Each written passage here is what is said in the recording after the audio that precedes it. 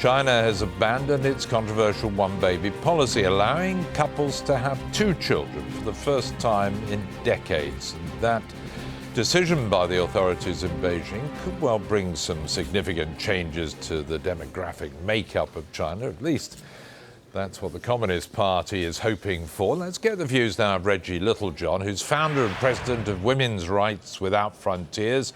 She joins us live now by Skype from San Jose in California. Reggie Littlejohn, very good to see you. The original idea was to slow down the booming population in China back in the late 70s and early 80s. But what was the effect for China? Well, the effect for China has been a twofold demographic disaster.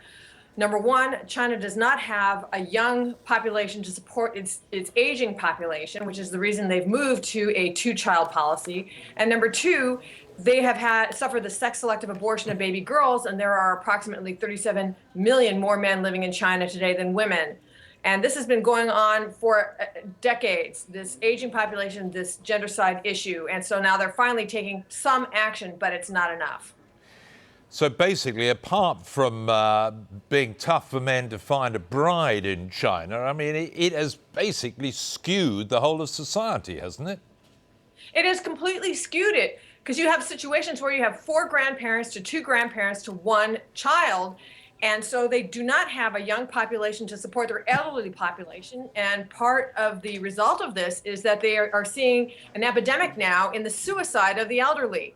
So the thing I really want to get across to your listeners is that the fact that China has moved from a 1-child policy to a 2-child policy will not end forced abortion in China. You still have to have a birth permit for the first child. You still have to have a birth permit for the second child. And if you don't, you can be subject to forced abortion and forced sterilization. So not everything with this change of the Communist Party rules, not everything in the family garden rosy, but presumably a slight improvement for millions of young couples? I'm very happy for the young couples who are going to be able to have 2 children. But even those couples, if they don't have a birth permit for each of those kids, they're still going to be subject to forced abortion. So we have to keep the pressure up. It's not enough to modify the 1-child policy. It has to be abolished. All coercive birth control in China must be abolished.